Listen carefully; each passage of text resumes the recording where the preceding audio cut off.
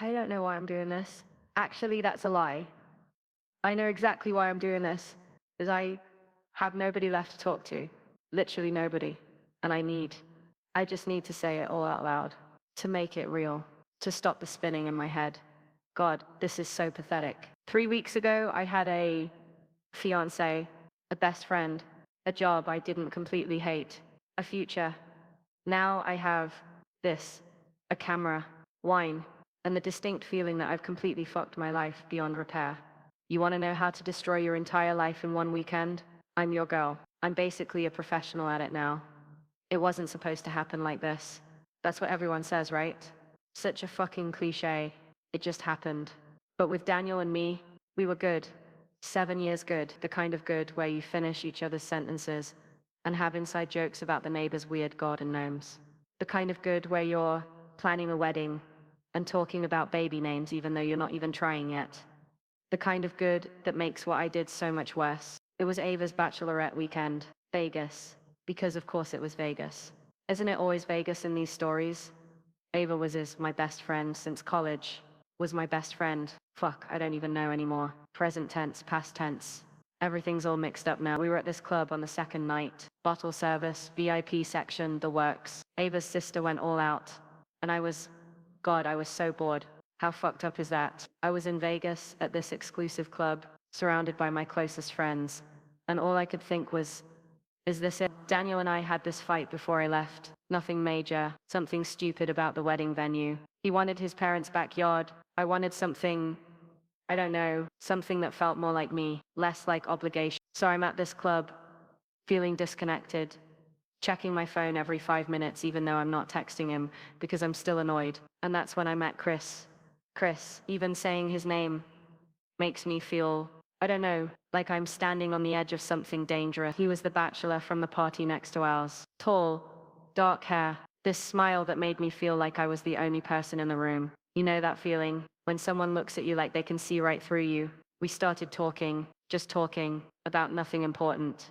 Movies, travel, the weird cocktail names on the menu. He made me laugh, really laugh.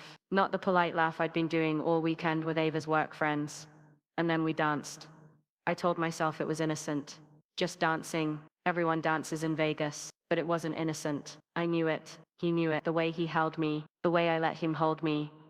I'm not gonna sit here and pretend I was drunk. I wasn't. I mean, I'd been drinking. But I knew exactly what I was doing when I followed him out to the hotel lobby. When I got in the elevator with him. The worst part, in that moment I didn't even think about Daniel. 7 years and he didn't even cross my mind. Not once. How is that possible? How do you just forget someone exists? The next morning was, God. The next morning, waking up in a stranger's hotel room. The panic, the rush to get dressed, the walk of shame, back to my own hotel. 37 missed texts from the girls wondering where I'd disappeared to. I told them I felt sick and went back early. They believed me, or pretended to. I spent the rest of the weekend in this fog of self-hatred, telling myself it was a mistake, and one horrible mistake that I would take to my grave. That Daniel never needed to know, that I could live with the guilt, because telling him would only hurt him. Such bullshit. I wasn't protecting him, I was protecting myself. I came home and Daniel was so happy to see me, had my favorite takeout waiting, asked about every detail of the trip, and I lied, smiled and lied right to his face. For a week, I convinced myself I could do this, carry this secret, be the perfect fiancé to make up for it. I even started agreeing to the backyard wedding, anything to ease my conscience. But then Chris found me. Turns out when you're drunk and trying to seem mysterious, telling someone you work at the only vegan cafe on Elmwood Avenue isn't actually that mysterious. He showed up during my shift, just walked in like it was normal, ordered a coffee, and sat there, watching me. I nearly dropped an entire tray of mugs when I saw him. He said he couldn't stop thinking about me, that our night together was special, that he had to see me again. And the thing is, part of me was, God, I'm disgusting. Part of me was flattered, excited. Even while my fiancé was at home, planning our life together, I was getting butterflies over this stranger. I told Chris to leave, that it was a mistake, that I was engaged. He seemed surprised, said I hadn't mentioned a fiancé in Vegas, asked to see my ring, which, of course, I wasn't wearing, because I never wear it at work. This do know. Dishwater. It's practical, not because I was hiding it. He left eventually, but not before writing his number on a napkin, which I threw away immediately. I swear I threw it away, but then he came back the next day, and the day after that. I should have told someone, my manager, Daniel, anyone, but I didn't. Instead, I met him after work, just to tell him to stop coming to the cafe. That's what I told myself. We ended up at a bar 3 blocks away, talking for hours. And I told him things, real things, about how sometimes I feel trapped in my relationship, how Daniel and I want different things, but we're too afraid to admit it, how sometimes I wonder if I said yes to the proposal because I was supposed to, not because I wanted to. Who does that? Who tells a virtual stranger things they've never even admitted to themselves? I didn't sleep with him again. I need you to know that. Not that it matters. Emotional cheating is still cheating, maybe worse, but I kept seeing him, coffee, lunch, always in public, always.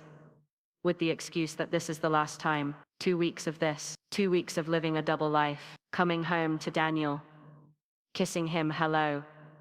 All while my phone buzzed with texts from Chris. I was becoming someone I didn't recognize, someone who lied effortlessly, someone who got a thrill from the deception. And then Ava saw us.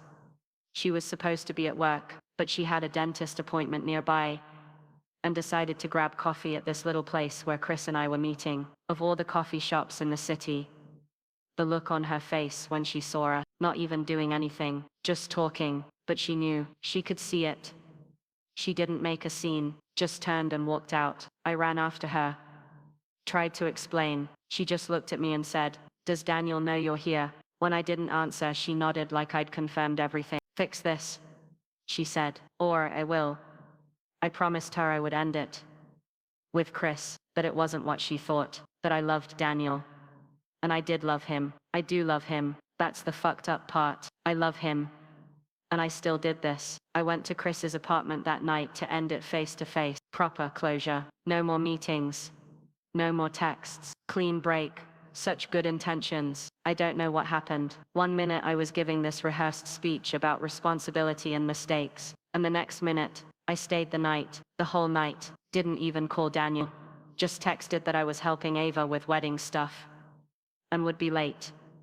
Another lie. So easy now. When I finally got home the next morning, Daniel was sitting at the kitchen table, just sitting there, with my phone that I'd forgotten at home in my rush to go end things with Chris. My phone with all the messages, the pictures, everything. The look on his face, I'll never forget it. Not anger, just devastation, complete devastation. He didn't yell, didn't call me names, he just asked very quietly, "Why?" And I had no answer, no explanation that made any sense. 7 years. He kept saying, 7 years. He left that night, packed a bag and went to his brother's, told me he needed space to think. But then Ava called, screaming. Apparently Daniel had called her, thinking she knew about the affair, thinking she'd been covering for me. And when she realized I'd lied to her too, used her as my alibi, she lost it. Within hours. Everyone knew, everyone, his family, my family, all our friends, my coworkers. Chris ghosted, of course, the second it got complicated. He was gone, blocked my number, because that's who he always was, a coward looking for an easy thrill. Daniel came by yesterday to get more of his things, told me he's staying with his parents until he finds a place, that he can't even look at me without feeling sick. He's right to leave. I know that, I deserve this, but knowing I deserve it doesn't make it any easier to wake up in an empty apartment, to see the wedding invitations we never sent out, to face everyone who looks at me now and sees only what I did, not who I am. Or maybe this is who I am. Maybe the real me is the person who could do this to someone who loved her completely. I keep thinking about this thing my mom used to say, character is what you do when no one is watching, but that's not quite right. Is it? Character is what you do when you think no one who matters is watching. I thought no one who mattered would see. I thought I could compartmentalize my life, keep the mess contained, but that's not how it works. The mess always spreads, always. So here I am, alone, talking to a camera because everyone else in my life either hates me or is tired of hearing me cry about a situation I created. I don't expect forgiveness. I don't even know if I want it. What would that say about Daniel if he could forgive this? What would it say about Ava? What I think I want, is understanding, not of what I did, but of who I am now. This person sitting in the wreckage of her life. This person who has to somehow get up tomorrow and the next day and figure out how to live with herself. They say rock bottom is where you finally stop digging. So I'm putting down the shovel. This is my rock bottom. I don't know why I'm posting this. Maybe I shouldn't. Maybe this is just another selfish act, asking strangers on the internet for the absolution my actual loved ones won't give me. Or maybe someone watching this is standing at their own crossroads, their own moment of choice, and maybe seeing the aftermath of my choices will help them make better ones. That would be something, wouldn't it? If all this pain could at least be useful to someone. I have to go. I have nothing to do actually, but sitting here talking about it isn't fixing anything. I don't know what happens next. I just know I can't keep living in the before, in the what if I hadn't. That life is gone. Whatever comes after this, that's the life I have now. I'm sorry, Daniel. I'm so sorry.